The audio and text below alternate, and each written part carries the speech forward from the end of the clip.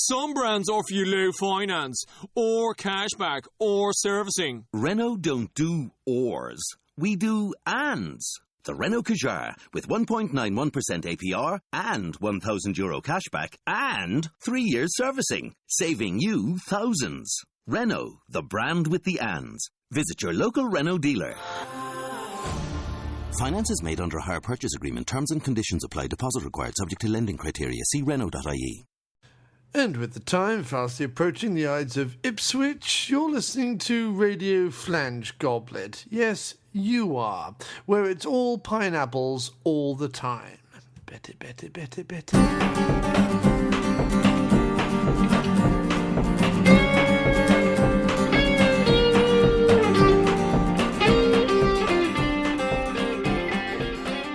Hello and welcome to yet another episode of the After Movie Diner. And back in the booths after a couple of weeks' absence, it's your friend and mine, the wonderful movie reviewer himself, and the regular co-host of the After Movie Diner, Sir James Wallace. Hello, sir. Welcome back. Thanks very much. It's good to be back. It's been too long. It's good to be back. It's good to be back. Good to be back. Good to be back in the chair. You've got to say it in a Nic Cage voice. Back in the booth. Yeah, but even Nic Cage. It's good to be back. Good to be back. Back in the booth. Back in the booth at the diner. I'm walking it a bit. So yeah, it's wonderful to have you back. Thank you very much. It is genuinely really nice to be back. I have missed being on there, but I know you had other things. And in the absence of sort of B movies or secondary movies, what is up with because we wanted to go and see the John Cusack Jackie Chan one. Right, which said it was being released this week, didn't come out in New York. See, that's happening a lot, right? That happened with Jean-Claude Van Damme trying to get his kidney back. Why aren't B movies coming out in New York anymore? I don't know. It's really annoying. I don't know. But I know that every time we go to them, we're the only people in the cinema, but not the only ones. No, that's true. Even the Christian Slater one had like 10 or 12 people in it. Yeah. And we usually end up going on like basically the last night, don't we? We go on a Wednesday and then that comes out on a Thursday. What I mean is it leaves the cinema on a Thursday. Right, so basically the last night. Yeah, but today's Monday, and in the absence of that, I have to thank the wonderful people over at the Katrina One PR agency who sent us a copy of Pay the Ghost, starring Nicolas Cage, which is right up our alley, I have to say. Yes, it is down our street and up our alley. It's that kind of movie that we enjoy watching. It's got Cage in it, for one, right?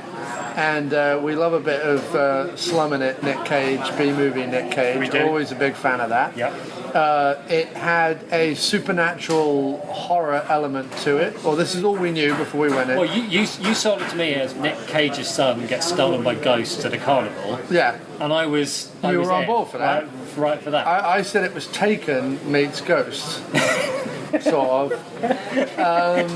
So that's all we knew. So before you could literally pick any other movie involving ghosts and it would be more accurate than the film Ghost, because... Well, I didn't say the film Ghost. I just went the kid doesn't follow Nic Cage around and, sing to him, right? No. So is that what happens in Ghost? I think haven't that's seen it basically in what ages. happens in Ghost. No, what I'm saying is, I didn't say it was like Ghost the movie. I was just saying it's Taken, but with ghosts, kind of thing. Yes, that's fine. Yeah.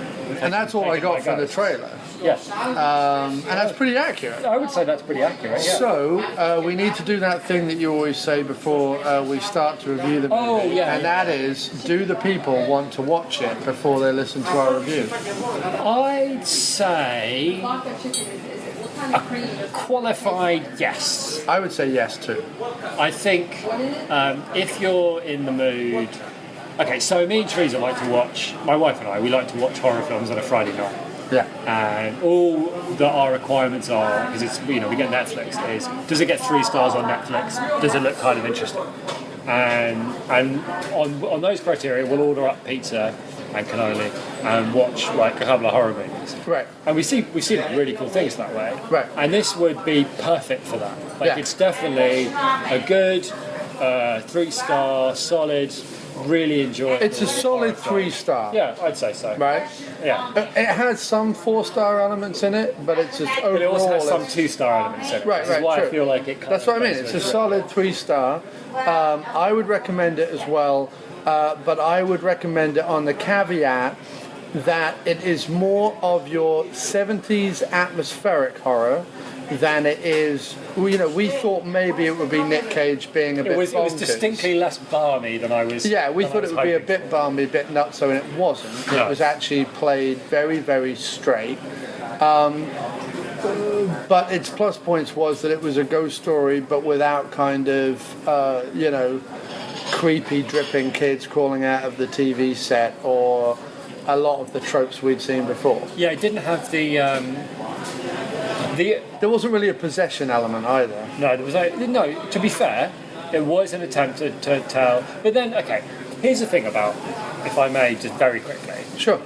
The thing that I don't mind about a lot of modern horror films, like things like Insidious and whatever the woman that was dummy was. Conjuring. Oh, and Annabella. Oh, Annabella, yeah. The reason I don't mind them is wasn't Annabella a Conjuring like sequel? I think sequel, maybe. prequel. Anyway, I'm not really sure. Prequel. I don't know. They turn up on Netflix or HBO Go or whatever, and Right. they're 3 stars, and somebody watches them.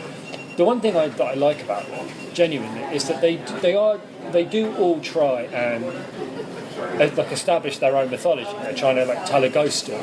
Right. And it's not just, she's been possessed by the devil, look at the creepy things that means. Right. You know what I mean? It's like, there was this thing and it happened and it's created this monster, and this monster does these things to people and whatever. Right. They are trying to tell a story, and it's not just repurposed stuff either. I think there's genuinely with those kind of movies, I think there is a thing going on where okay, not to get too far out or anything, but it just occurred to me the other day. And I thought, I'd like to talk about that on the podcast. Why stop now? Right.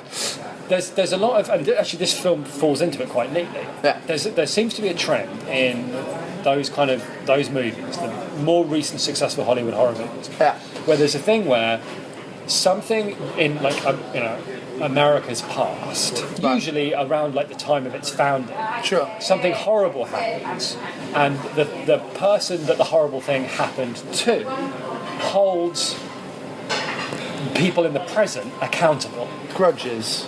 And it's not just a case of you're related to that. Like in the 70s, but you're related to the person that did the thing or whatever. It's just, it doesn't matter. It's it's this non-specified revenge. It's more born out of the sins of America in the past, which seems to me to be some connection, or rather some expression of again, not to get too, but if there is some kind of cultural subconscious of America, and every time that goes by expresses that, then these films seem to be post-Iraq, post-9/11, oh God, we're not the most wonderful country in the entire universe. We've done horrible things to countries and people. And the thing that Americans fear more than anything is retribution for these unspecified crimes that they don't even know if they are crimes, or were they justified or were they not. But all these movies are things reaching from the past to it's also kind of grab people. And but isn't it also post millennium, reaching into a new century kind of thing? The fact that with each new century, obviously America is getting older, and therefore its history seems sort of richer and darker and spookier. Yeah, that's probably true. Yeah, I think that's fair. You know what I mean? Yeah, because I think the one thing that Stephen King did brilliantly was he okay, in this movie, Sleepy Hollow is referenced again, right? And Sleepy Hollow has become this spooky ghost story, a headless horseman, Sleepy Hollow. But the story is a joke. The story is a funny short story. You know the bit in Sleepy Hollow, the movie, where he gets chased down by the guy wearing the thing on his head or whatever. That's the story. It's it's a funny joke. Right. But it's because every culture needs its demons and its horror stories. It's Dracula. But he also talks about Poe and Lovecraft. And those are. But you're right. And so the further those things get away. Yeah, the more gothic they become. Yeah, the less pulpy they are. Right. And the more a part of America's rich, dark, whatever. Right. That is, and like I said, Stephen King, what he did was he made up monsters for a country that didn't have any monsters. Right. All Stephen King stories are boring small towns with these mad, crazy, never before seen or discussed monsters living underneath them. Yeah. And that's why they seized people's imaginations so much, because it was this idea of what's living underneath. And this movie is a part of this new thing, which is that somehow the past has access to the present. It's able to reach out and grab people in the present and make so them suffer. I haven't seen a lot of the Conjuring and Annabelle and all that. I just immediately dismissed them. They're all right. They're all right. But okay, I'll tell you this. There's very little people closing the cabinet doors in bathrooms and there's a ghost behind you. Right, no, that's what I mean. Or a cat on the windowsill. Understood. They do try and scare you in creepy ways. Okay, so how much then? Because other people listening to this will have watched all those movies, and you've watched all those movies. How much then is this a bit of a shoddy retread, or how much of this is still doing its own thing? I think this one is doing its own thing. Because I thought it was doing its own thing. Those ones tend to... I felt this had something of, weirdly enough, because he was in the remake, something of the Wicker Man about it. The reason this one is more like those 70s ones you're talking about, I think, than like Insidious or whatever. Although this one's similar to Insidious in terms of trying to create its own mythology, creating its own unique ghost, like they used to do back in the 70s. Like, let's create a monster out of whatever. Let's create a Candyman or a Freddy or whatever. That's 80s. Oh yeah, good point. Jason. That's 80s. Okay, so 80s then. Well, in the 70s, early 80s. Alright, fair enough. Are we ready to order? Yeah. Shut your Oh yeah, sorry. Hi, Hey, good, thank you. Can I get a backyard barbecue chicken? That's without French fries. You want French fries? No French fries, no, just a sandwich. Yes. And can I get a cup of chamomile tea? Yes. Lovely. I'll get French dip, please. And I'll have fries with that. Yes. And can I get a black and white shake, please? And water for both of us. Yes. Thanks. Thank you very All much. right, thanks Cheers. very much.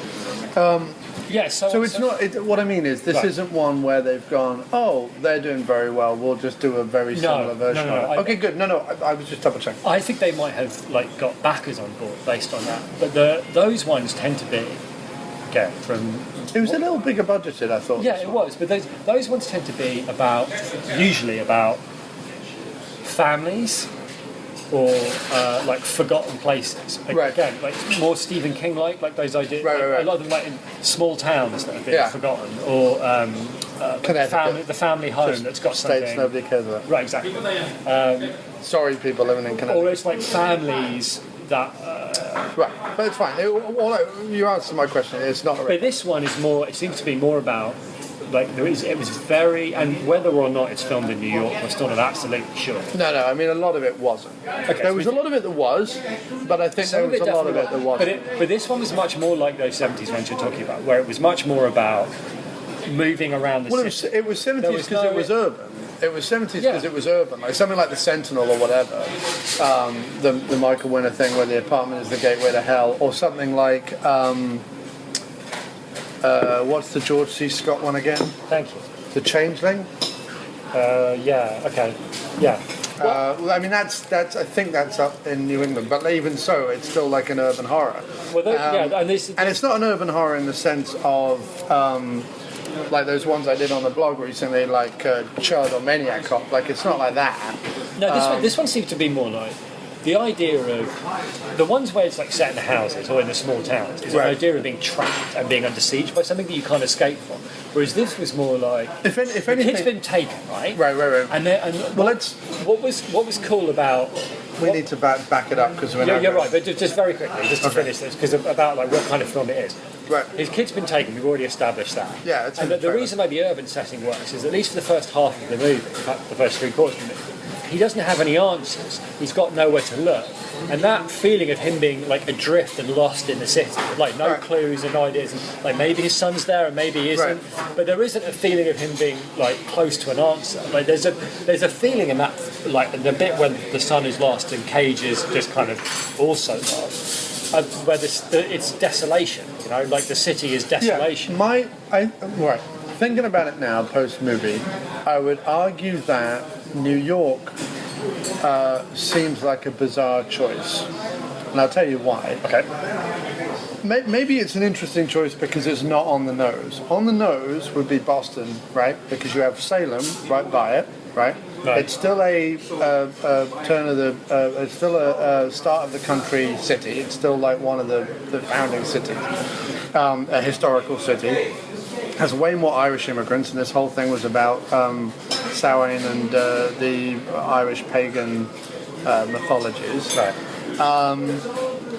And so, with the Irish overtones, the fact that you needed like old churches and stuff to still exist, the fact that on Halloween night people would be prancing around in robes and stuff, that's all Salem, Boston feeling. That's not fully New York. Now, I understand that if you've got to have a kid taken in the middle of a street fair or carnival or parade, what's meant to be? It's meant to be the parade. They have like the big skeletons and stuff like that. Like it's meant to be the Greenwich Village Halloween parade. That maybe they thought like, you know, New York's just a bigger city. More kids go missing from New York. There's more possibilities of where they could be and what could be happening than if it was in Boston, which is a very small town. You know, after a year it wouldn't be. So I don't know why they. What I'm saying is New York seemed like a funny pick considering witch trials and start of the country stuff and Pilgrims, Founding Fathers and all that. It's a lot. I agree with you. The one thing that puzzled me about it is if it wasn't filmed, if a lot of it was filmed elsewhere, unless it was filmed in Canada, which I doubt somehow because it didn't look terribly played.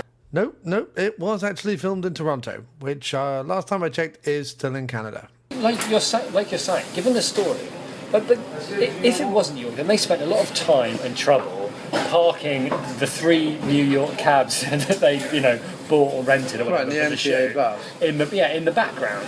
Which is like, well then why just film it wherever you're filming? But a lot of it was filmed in New York. I mean, unless they superimposed World Trade Center 1 and unless they imposed... They might have done, but I didn't look, that part didn't look superimposed. They definitely superimposed the Queensboro Bridge? No, Manhattan Bridge. I wonder if, in answer to your question, my suspicion is it was either the screenplay was set in New York or the director wanted to make something in New York. It's based on a novella, so maybe the novella was set in New York. But it could just be that if it's a foreign film, like if it's foreign money, and it looked like a lot of the producers were Russian or Eastern European or something, then maybe the idea of setting it in New York is what makes the business abroad. I don't know, versus if you were going to. That's a wild speculation, but yeah. But I'm just saying, why else? Unless you're kind of trying to sell it, what would be the... Well, the only other reason to do it would be what we're talking about, to conjure up that evocative feeling of 70s, because a lot of those... Which is true, but given the low budget Rosemary's Baby is New York, The Sentinel is New York. And it did work. I thought quite a lot throughout Wolfen. It might have been Wolfen is New York, right. So anyway, you're right, we should go back to we should talk about what happened in the movie. Right.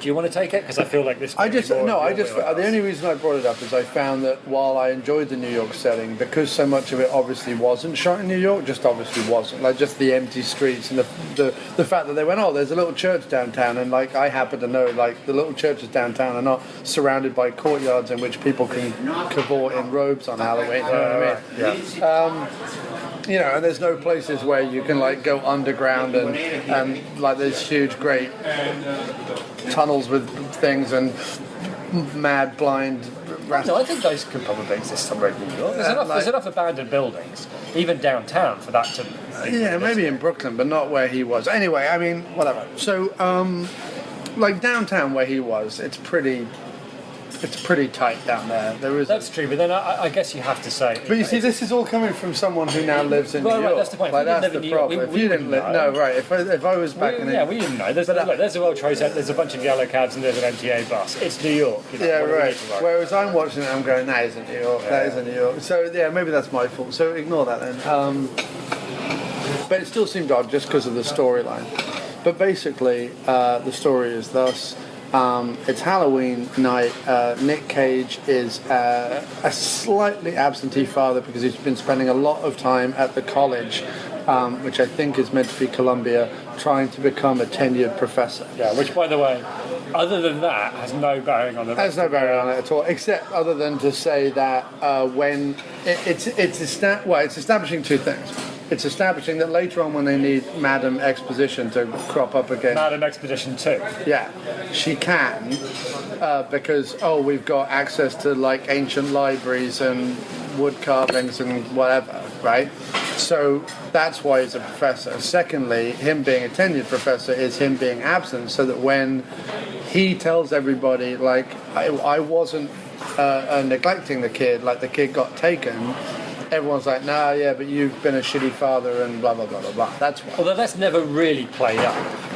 Well, except that she leaves him. His wife leaves him for a year. Yeah, I suppose. But I just mean in like that. No, there are no big scenes where they're like. So he's a bit of an absentee father because he's been trying to become a tenured professor.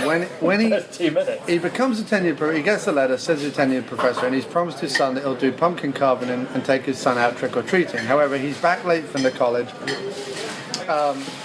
And just as he gets there, the mum is all pissed off, dragging the son into the house. He's got to go to bed. He's got school in the morning. And Nic Cage says, but I'm now a tenured professor. This changes the mood. She's all happy. The kid's like, please let me go to the carnival, which they keep calling a carnival and a fair instead of a parade, which I don't really understand because it didn't move. It stayed in that place. It stayed in that street. It was more like a street fair, was what it was like, because it was only in that street. But that doesn't happen. No, I know it doesn't happen. I'm just saying it's not. It wasn't a parade because it was in one place. Right. He's able to return to it later and go back the next year. It's all in that one side street, which maybe happens, in those neighbourhoods downtown. I can believe that. It's right anyway. I can believe they shut down one street, like one block. It's right by where they live anyway. Yeah. And it has the hustle and bustle vibe, or it's meant to have the hustle and bustle vibe of the yearly Greenwich Village Halloween parade. Yeah. And they are meant to live downtown. They are in a brownstone downtown. Yeah, it feels kind of villagey. Villagey, that's what it's meant to be. And so Nic Cage goes, sure, I'll take my son. Goes down there. He's dressed as a ludicrous Elvis-like cowboy, which I was really hoping that meant that he was going to do a lot of like bonkers Nic Cage stuff. It didn't. Anyway, has his son on his shoulders, all's going well, the son's videotaping, blah, blah, blah, blah, blah. They get to the ice cream van. He's put him down on the ground, but he's like, you must keep holding my hand, like, you must look up, like, stay close to me, blah, blah, blah, blah. So he is doing his, like, best to keep him close to him, but he's got to, like, pay for the ice cream. And the moment he pays for the ice cream, even though he does it very quickly and says, like, keep the change or whatever, when he looks down, his kid's gone. In the lead up to this, the kid's seen a bunch of premonitions of like black shadows and big birds, hawks and things, or eagle, like an eagle, right? Eagle, or like a vulture or whatever. So the kid's been having a few premonitions, and anyway, so the kid goes. Cut to a year later, Nic Cage is living in another apartment somewhere in a cheaper part of town by the looks of it. He's covered the walls with like posters of missing kids and the trail that he's tried to find his son and whatever, none of which again is ever really referenced, because what exactly... We never even see a close-up of the ball, because what's he got up there? What exactly is the trail that he's been following? Unless it's like a bunch of post-it notes with question marks on them, I don't really see what else he could be looking at. So, and why he hasn't just got it on his laptop. So, we see a bit of Cage like trying to reconnect with his wife. We see Nic Cage trying to speak to the police guy who says, look, we're trying to do all we can, but there's no leads in this case. And then is the next thing he sees him on the bus, right? Yeah. So he's putting up posters and he sees him on the bus. Oh, before the kid was taken, the kid says to the dad, can we pay the ghost, right? Says it's in his head. So he sees the kid on the bus. The bus takes him all the way. The kid is not really on the bus. The bus takes him all the way to the Manhattan Bridge, all the way out to the East River, I presume, where there is a building underneath the Manhattan Bridge in which he meets a crazy old blind dreadlock hobo, played by Stephen McHattie, who takes it, and on the front of their like corrugated iron hobo hovel, it's written "Pay the Ghost." So Cage follows down there. There's another wall covered in graffiti that also says "Pay the Ghost." That's it, by the way. What? Well, I just remember, like, the guy takes it down and he goes, "Pay the ghost, what does that mean?" And then the guy goes, "Well, I guess it means just what it says." That's it? that's it, blind sage man. Yeah, they leave all And then they leave. leave all the exposition for the last 10 minutes of the movie. Right. So There's no exposition at all for like 45 minutes an hour. Right? So then he tries to talk to his wife and say, look, has the kid ever said anything that was like this? And the wife doesn't mention the fact that the kid got into her bed the night before Halloween to say that he saw a ghost in the bedroom. She doesn't mention that. Could have mentioned it, doesn't. So Cage then continues, finds out that more kids go missing and don't get returned on Halloween than any other night. Goes to speak to another of the parents. He says that his kid said pay the ghost. The policeman goes to a family in Chinatown, and the old woman says her kids had said something about a ghost. They start seeing reports in the police reports about kids saying that they saw phantoms. The wife has an experience in her brownstone where she's still living of the kid's scooter that we saw it on earlier, effectively moving by itself. Right. Cage and the wife re-team up together. They're now both fully convinced it's a supernatural thing, and they set about figuring it out, in which we get a medium strangled up against the wall and then burnt from the inside out. We get, Which is pretty cool. very cool, we get Nic Cage's wife possessed momentarily, and then That was also carving, pretty cool. That was very, one of, the, very that was well one done. of two really big, nice scares in it. Carving a Celtic symbol in her arm. And then it just kind of goes on from there, and there's like a mood piece, then scare, mood piece, then scare So- throughout the movie, and then we have a big sort of denouement climax. So, should we talk about what we liked or what we didn't? What we liked. Okay, well, I liked the 70s vibe of it. About 20 minutes in. No. When we realised it wasn't going to be bonkers. When we Cage. realised it wasn't going to be Bonkers Cage, and that thing where they cut to him in his apartment with the Night's Ball covered in stuff, like 1 year later, that was pretty cool. Right. I liked that. I liked the thing of him like wandering lost around the city, that with nothing but like determination, but no real clue of how to start or anything. Right. A few like generic bits in there, but it was I pretty like cool. that they explained that the reason why he had a year of no leads whatsoever is that it's always the year after the kids are taken, the parents of the kids and people surrounding Yeah. the incident start to get flashes from the other side. Yeah, but that was nice. Because what it meant was Halloween. right. What it meant was is that you could have the legitimate 1 year later. Whereas, like, if this should have been happening for a whole year, and it was only like we pick up the story 1 year later, and only then does he like figure out the pay the ghost stuff, you'd be like, well, that doesn't make any sense. Like, he would have figured it out earlier. Right. But because what it is the kids can't reach out, and it's like. Yeah, that's true, Halloween is like the concentrated energy where the doorway is open between the ghost world and the real world. But then as you get further away from Halloween, the echoes get weaker and weaker and weaker. So he sees nothing of his kid for the whole year. But then in like the 3 or 4 days leading up to it, it goes from little flashes to like more and more and more intense stuff. To then Well, like the Halloween. I think there's a feeling when he has the dream about the kid at the window.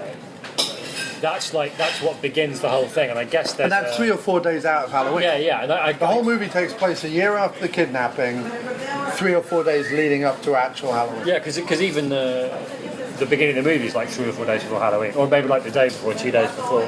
But it's definitely like There's 2 nights before, because the lead up to Halloween. he sees the kid. No, the kid sees a ghost, and he's late home from work, Yeah, so it's the night before Halloween. and then the next night is Halloween. Yeah. So yeah, I mean, and there was. Cage was pretty good in that he held the movie together, and he seemed to be interested in what he was doing as well. He wasn't sleepwalking through it. I didn't feel it. No, not at all. All Was the it- actors were very engaged. Sarah, is it Callis? I don't know. I didn't recognise her. She's from Walking Dead. The first, okay. first 2 seasons. I don't know. Because she's Carl's, the kid's mum. 3 seasons, because I think she dies in the prison. I don't know. She dies No. giving birth to the second I kid. never got past season 1, and I've forgotten everybody that was in it. Yeah, except Sarah for, something Callies. Callies? Yeah. Callies? Something like that. Double back on that. But they were all good. I could have used more McHattie for sure, because I could always use more McHattie. Well, I tell you what it was. It was lacking a bonkers cameo. Like, another movie that I Yeah. really like in this vein And it's another really good New York-based like horror thriller. And that's, although Keanu Reeves is pretty awful in it, that's Devil's Advocate. I've always really kind of like dug that movie. Right? And I really like End of Days as well, with Arnie and... it can't be a bit of End of Days. And in those two movies, the thing that like typifies those two movies and the thing that makes them as enjoyable as they are, I mean, yeah, you have the effects and blah, blah, blah, blah, blah, but you also have the fact that everyone in there is just having an absolute ball with this somewhat hokey but somewhat enjoyable script. Fallen's right, the same. Fallen's the same. So, you have like Pacino is just loving it, like he's going balls to the wall. Jeffrey Jones is like suitably, bizarre in it. Delroy Lindo is the guy who's like sacrificing goats, is suitably mumbo jumbo-esque. In Devil's Advocate, Charlize Theron is like hysteria out the window. And the same goes for End of Days. Like Arnie and Kevin Pollak and Gabriel Byrne are all just... It's just... Oh, and the old priest dude, the old 70s actor who shouts and everything, Rod Steiger. Oh, Steiger, that's right. Steiger is being proper Steiger to the max.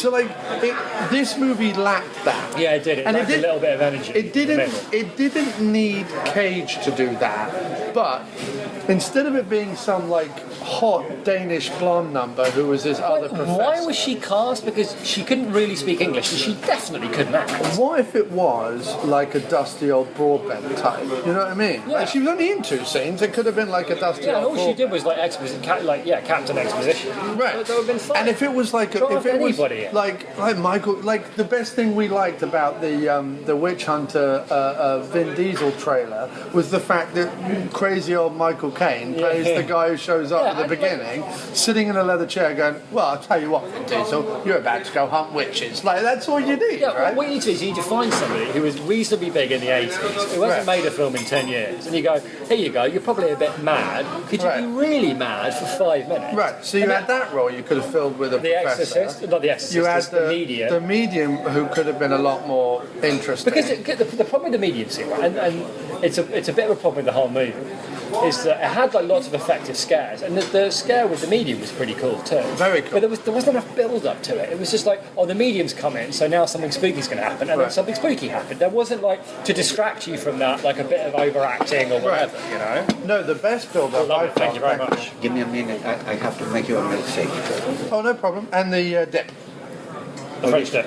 Oh, yeah, grab it. The most effective was when he found her in the bedroom, because it had that wonderful like green lighting and super mist, but like not a heavy mist, but just light enough that you were like, okay, the second level of this house doesn't look normal. There was just like a waft of mist.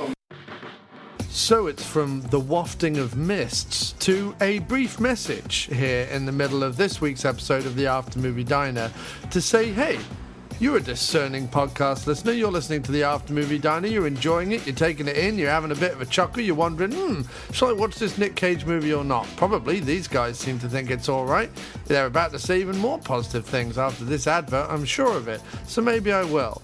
But you might be thinking, what can I do to support these two fellas who have gone out of their way to watch this movie, gone to a diner, had to spend money on the food, they then have to upload it, make a fancy website, put lots of energy and time and work into it?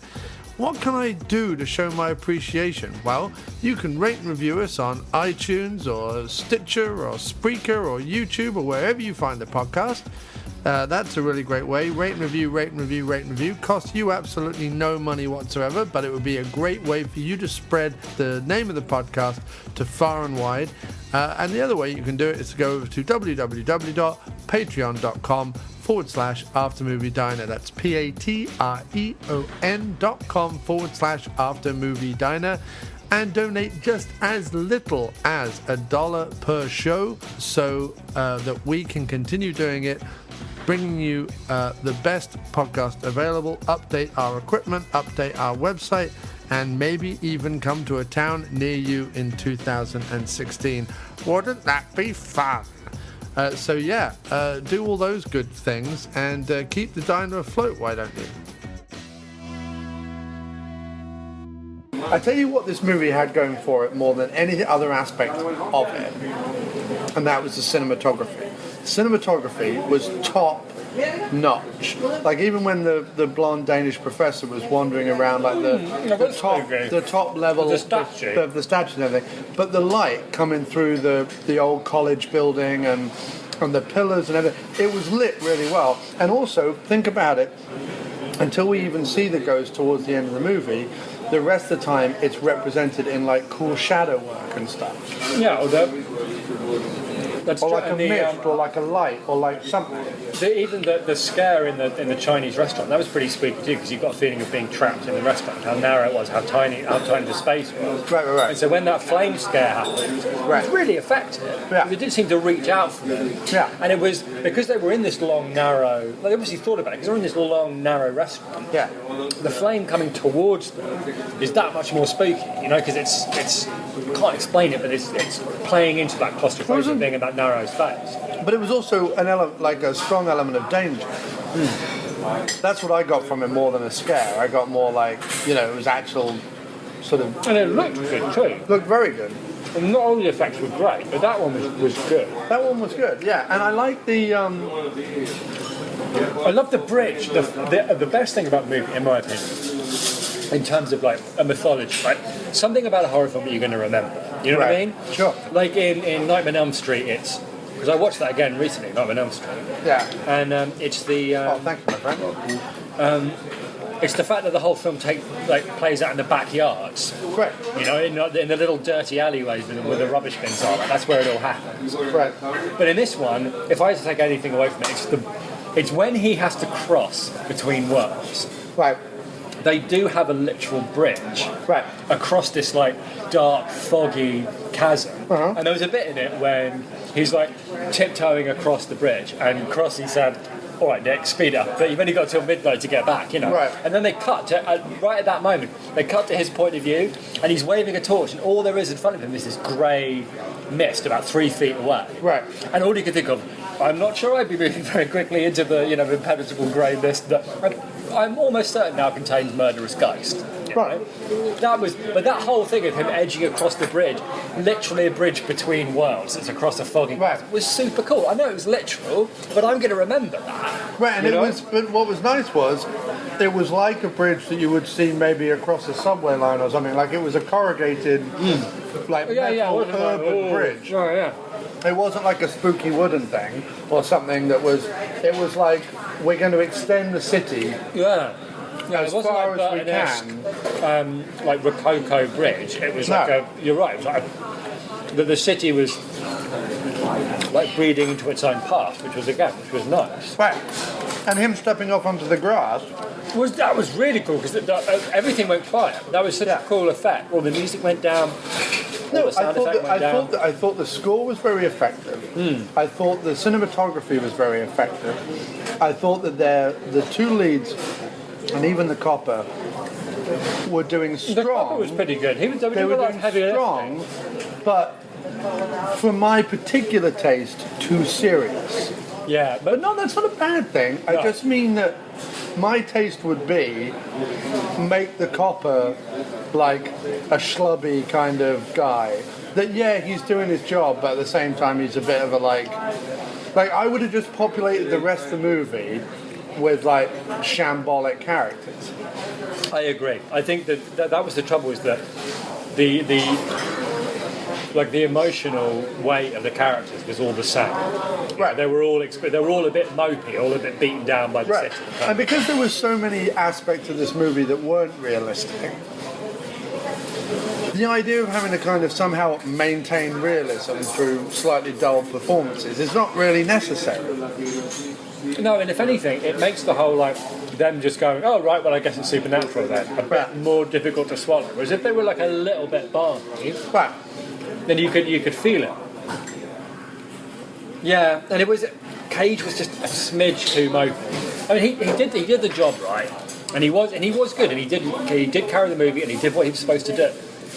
But I'm just not that big a fan of Moby Cage. Like we were saying when we were watching it, it's like Cage in the middle of Face Off, when all you're thinking is, yes, but I'd prefer to see you having loads of fun instead of being Moby Cage. Right. Because I don't really care for Moby Cage. No. Let Mopey Cage out of his cage. No, like Moby Neeson, I can watch over and over and over again. Right. Can't get enough of Moby Neeson, but Moby Cage is not the same thing.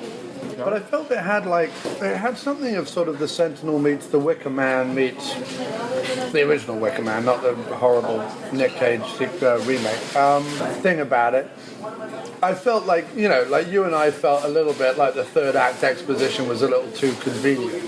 And I think what I could have done with is I could have done with aspects of that dribbled throughout. So while I was invested in the story of him getting back with his wife and getting his son back, like I did want it to happen. No, that's true, yeah.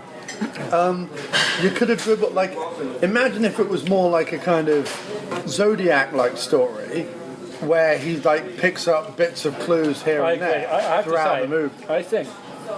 Okay, if I was going to like do a balmy rewrite of it, if someone was to come to me and say we need this like punched up or whatever, the first thing I would do is I would like you're saying, I would have the exposition spread out amongst not only throughout the movie but also throughout the city. Like have him visit different places and meet like different balmy characters, because the guy sat in the heroin addict sat in his flat who talks to them. That was quite, I mean, it could have been handled a bit better, but it was still pretty creepy, and it was kind of cool, the idea of like, well, that's what this is. Like, it was an effective, this is what you're going to be like if you don't solve this year, kind of right. thing, you know what I mean? Because when he said it all stopped after that year, that was it. Right. That was pretty effective. But, there could have been more of that. And the other thing I would have done is I would have had Cage be a bit more balmy, and I definitely wouldn't have let him take the cowboy outfit off. I would have made him do the whole film doing this like slightly balmy supernatural private investigator thing, dressed in the same Halloween cowboy outfit that he refuses to take off. That's what I would do. That would be my movie. And everybody that he goes to visit would be played by somebody balmy from the 80s. Right. Busey should have been in it. Definitely. More McHattie. McHattie's really good, and he was only in it for like 5 minutes. He was in Pontypool. Did you ever see that? No. Pontypool's really good. There was enough filmed actually in New York, or seemingly filmed in New York. You can't really tell with the aid of CGI, because I mean the World Trade Center could have been CGI'd in, I don't know, but like... No, I don't think that was. I think the bridge was, but not that. But the thing is, like, even though the balmy Nic Cage dressed in the cowboy outfit tramping around the city would have been a very cool movie. I thought it was more the movie I was hoping to see. This was still really good. It was still a good horror film. And there's not, there are ones I consider as well, and they're good fun, but a lot of them are crap. A lot of them are cat jumping, from the windowsill and the sudden reflection in the bathroom mirror and all that hokey nonsense. At least most of the scares were new ones, like ones I hadn't seen before. Right. There was no shaky cam. Except when Nic Cage was running. Right, but that was only because you can't have the camera stand... I don't think the camera could stand still when Nic Cage was running. No, Nic Cage probably running causes a small earthquake when he runs. Yeah, Nic Cage running is a bit like watching... Well, it was a bit like Dolph Lundgren running in that other movie we watched, Skin Trade. But there were definitely parts of it where Nic Cage looked like... He had something unfortunate up his posterior. No, he looked like a 20-year-old, or like 25, 30-year-old Nic Cage wearing a fat suit to make him look older, in an older movie. That's kind of what he looked like. Like, his face didn't look quite real in quite a lot of it, you know what I mean? Well, I'm not sure his face is real anymore. His hair's mad. He's got like evil hair. His hair's mad and everything because it's a wig. Is it? Of course it is, dude. Well, I guess that makes sense. But he does look like he's got evil hair. His real hair is more like in Leaving Las Vegas. I'm not sure I remember that. But no, yeah, so sorry, this sounds like we're being a bit down on the movie. No, I enjoyed it. I really enjoyed it. I thought it was very atmospheric. I thought it had a good script, a good idea. I liked the way it played out. And Cage was watchable and serviceable in it. Yeah. And, were there a little bit of things that we could question and look at? Yeah, of course, there was kind of bound to be. But for whatever the budget was, which was probably 2 or 3 million, I would imagine, Maybe a bit more, maybe more like 5 to 8 million. I thought they did a very, very, very good job. It's very daunting to either film in New York and or replicate New York in some way. Yeah. And I think that although we know as now being New Yorkers, we know that a lot of it wasn't, they did a bloody good job to try and like match it all together. Their street looked authentic. When he was putting posters up around town, looked authentic. The diner looked authentic. Like, everything about it looked pretty good. Yeah, and it did feel like you were in that city with them and with him, and that's quite effective. That's not an easy trick to pull off. No, not at all. And they didn't make it look glossy. There's always stuff that you wish would happen in these movies. It was kind of grimy too, like as in like it had that feeling of that New York thing of it being a bit of a grimy functional city, which it is for the most part. Right. You know, there wasn't much in the way of romance about it. Although now that I think about it, that bridge, that's quite a neat. Thinking back to it, the place where he goes, you know, has the Manhattan Bridge. Yeah, but has the Manhattan Bridge over it, leading off into the distance. Yeah. Which is what he's going into too. Like that's the entrance to another bridge, which is quite a cool little foreshadowing thing that I'd only just realised. Sure. Which I mean, it had that functional feeling of New York that can be quite escapist almost. Right. I just sit back and admire how beautiful it looked. It was dragging you into it. You know, I just watch something like this and I go, I wish it was made by like 8mm era Schumacher or, you know, the Gift era Raimi or something like that. Like I just wish it was made by someone. The cinematographer was right on the money, but the director needed to ramp up the pace just a little bit. It needed a little bit of mischief. Yeah. There wasn't enough of that. There wasn't enough of like some old-fashioned, like, we've got to give the punters something to like laugh at. You know, Well, not like laugh at, but like... but a little comic, like those eccentric, larger-than-life characters turn up to give the audience a bit of relief, like they're a bit of comic relief. You know what I mean? Right. Like, that's what they're there for. Well, I could have used a bit of that. And I still don't understand why they hired that Danish girl. Like, she had absolutely nothing going for her. But did you notice that every single woman in the movie was gorgeous? Well, Everyone in the carnival was gorgeous. Everyone in his class at the beginning of the movie was like gorgeous. Every single woman in the movie was like a 9 or a 10. Every single woman in the movie. right. I'm not sure I can go along with that rest of the paragraph. Well, except the homeless woman, but we only see her for a minute. No, I'm just saying. I didn't really get that. No, dude, seriously, during that opening scene when it was panning over his classroom of like adoring, doty followers, because apparently he was like a rock star professor at the beginning of the movie. He was a rock star professor. Right? The likes of which you haven't seen since Harrison Ford. They were all the women in the audience were like kind of model-esque quality. Then he had this blonde totty Danish professor friend.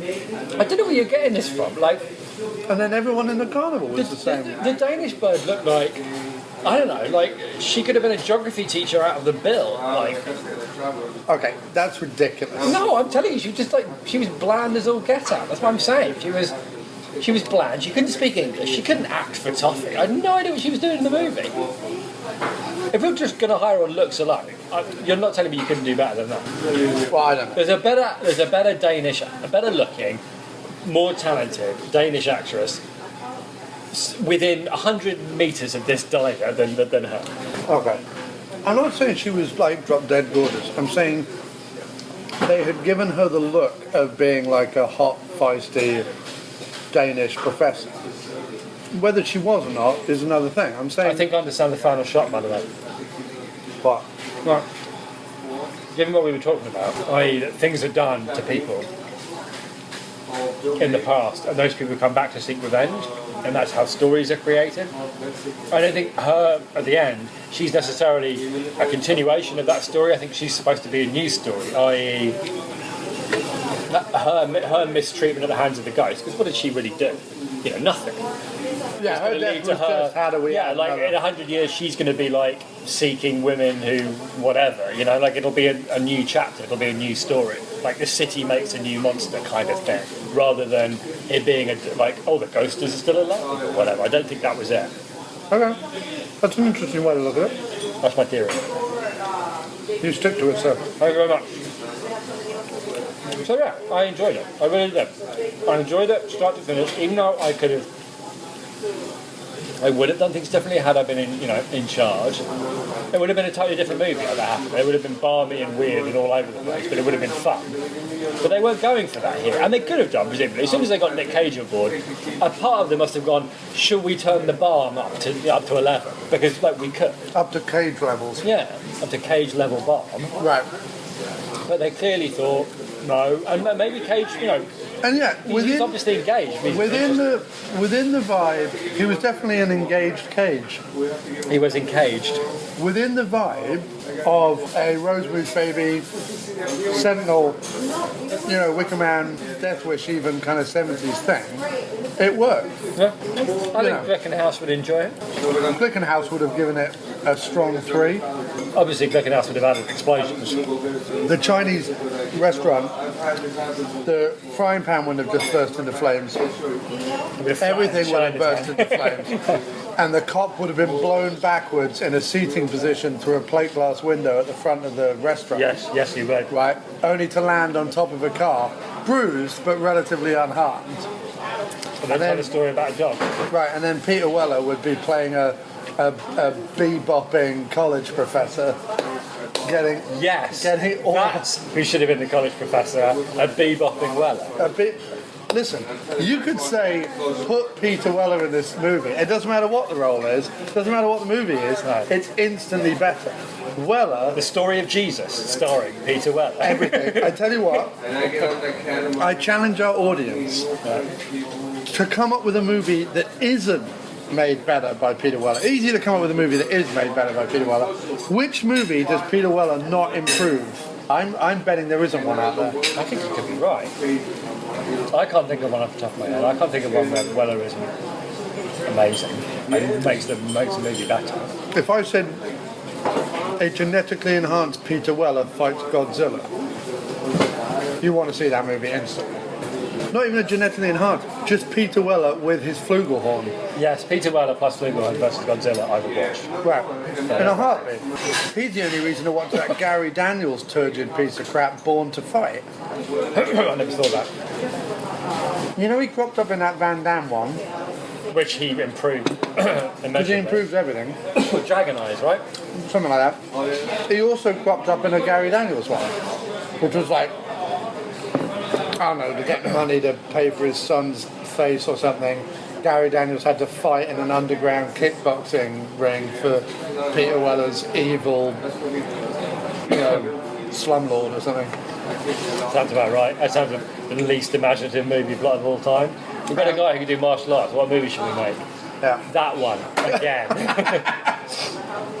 And Peter Weller just wore rectangle purple sunglasses. Of course he did. And just bebopped his way through. I'm guessing when you hire Weller these days, you also hire whatever he fancies wearing to the shoot that day. Because I seem to remember in the Van Damme one, him wearing a series of increasingly balmy outfits and sunglasses as well. I can't thank John enough.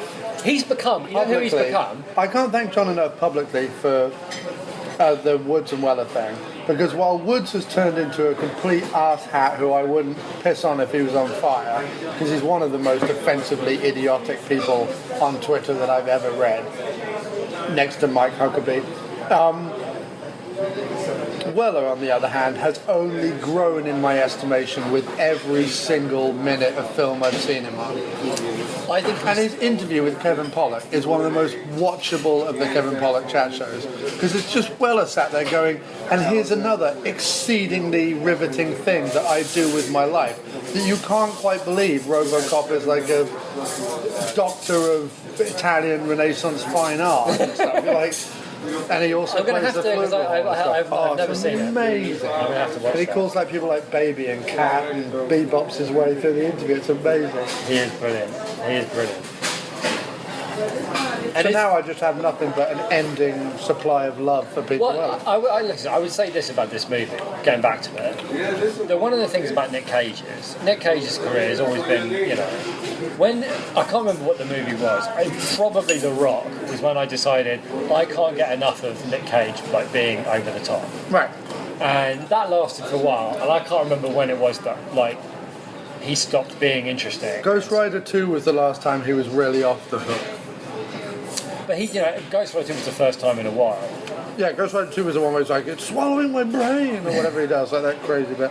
He kind of... Outcast. We haven't seen Outcast yet, but I bet he's off the hook in that one. Which one's Outcast? That's the one where he plays like the White Dragon Knight or something.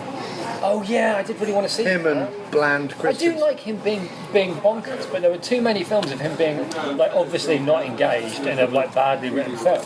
Yeah, like Frozen. Usually set in New Orleans. Like Frozen Ground was pretty awful. Yeah, Cage and Cusack in a film in Alaska. Yeah, that was pretty awful. And what was the one he did that I quite liked in New Orleans, where his kid got? Oh yeah, that was pretty good. Taken in the back of the cab. Yeah. Yeah, that was alright, that one. I can't remember what it was called though. Wasn't it called like Stolen? It was basically Taken, but they just Stolen. I think it was called Stolen. Yeah, it was called Stolen. That's exactly what it was called. Yeah. But yeah, that was quite fun. And I don't mind him for Taken. I don't mind him sitting in New Orleans making. And I liked Port of Call, New Orleans was a good one. That's amazing. So I don't mind him sitting in New Orleans Shoot him making again. balmy His films. soul's still dancing. Yeah, you know what? I've got no problem with him making balmy films. I quite like him making balmy films. No, are you kidding? I love that we're in an era where Cage has 3 movies out a year.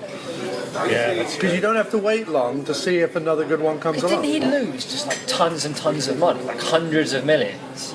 On the tax stuff, and also on an apartment castle that he built in New York. That's that he had right. in New York. He owned it in New York.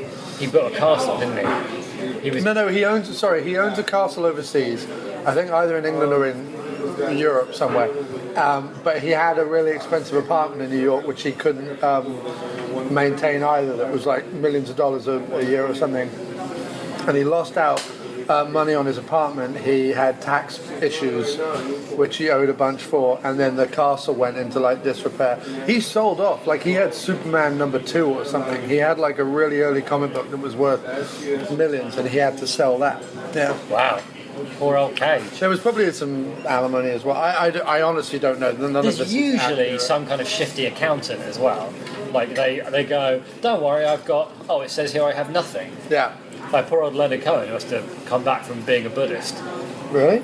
Yeah, do you not know about that? No, I don't know. Leonard Cohen retired from music, right, and basically went to live in a monastery for 20 years until he found out his accountant nicked all his money. And he was flat broke, and he had to come back out. That's why he came back out and did a movie about being Leonard Cohen and did a whole bunch of tours and recorded new music because he had no bleeding money. It was all nicked by his accountant, who was his friend. It's pretty rough, right? Yeah, and it was like, but I don't know what happened to Nic Cage. I mean, there's something there, but yeah, I mean he is obviously a bit mad. Let's face it. Yeah.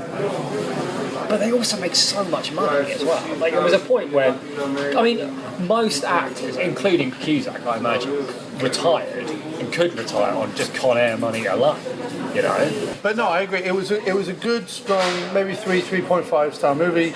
Nic Cage was strong, cinematography strong, good ideas. I like the Celtic aspect of Properly nice scares, really memorable imagery, the thing with the bridge. Held together. Nice atmosphere, like pulled you into the story, had you going along. I enjoyed the experience of watching, like a good 3-star movie that I really enjoyed, and yeah, I would definitely watch it. I thought it was a good little horror film. Definitely. A good little New York horror film. James Wallace, The After Movie Diner. Thanks very much. Bitty. And that was The After Movie Diner. And wasn't it fun, children? Okay, and now to play us out, it's music available on miskplumbingfixtures.bandcamp.com. Go buy some. Support the show.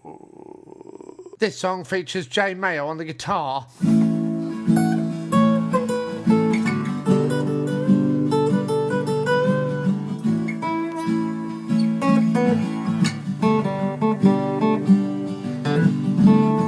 We're lawyers, we're on motorbikes. Tell us your pain, we'll understand, yeah. Get some roadside food from these handful of places. It's hungry work traveling the land. There's a sign for everything by the road tonight, but no sign of you anywhere. And if you're up ahead on this road tonight, well, I hope that you are taking care.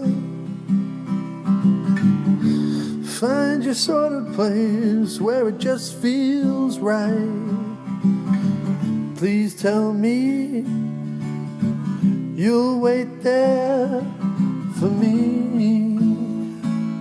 You'll be waiting there for me, for me.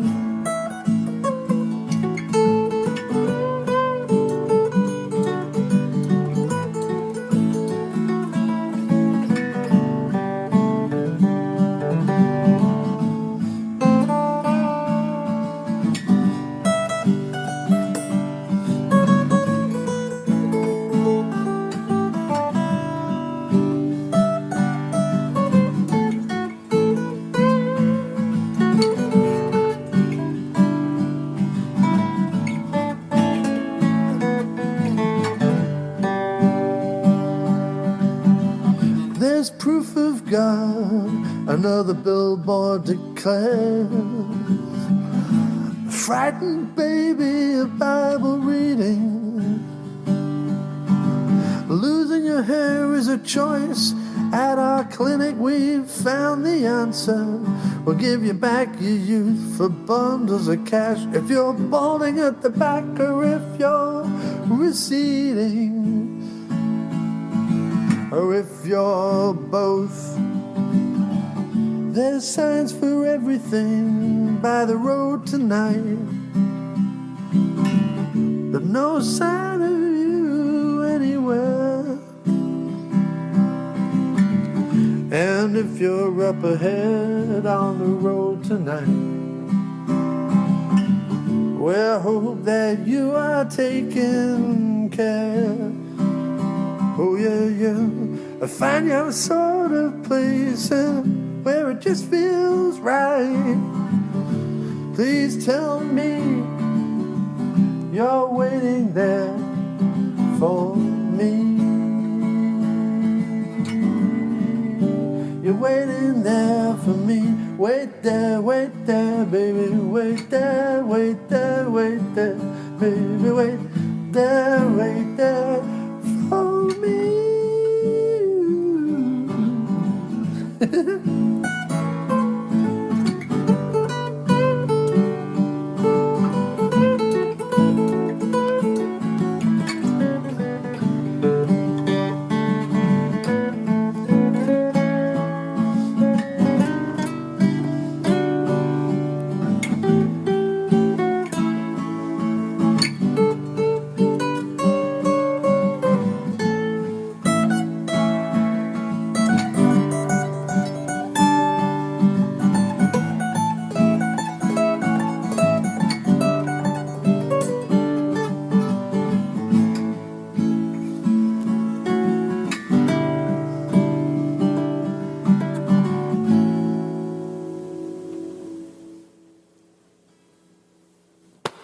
There we go.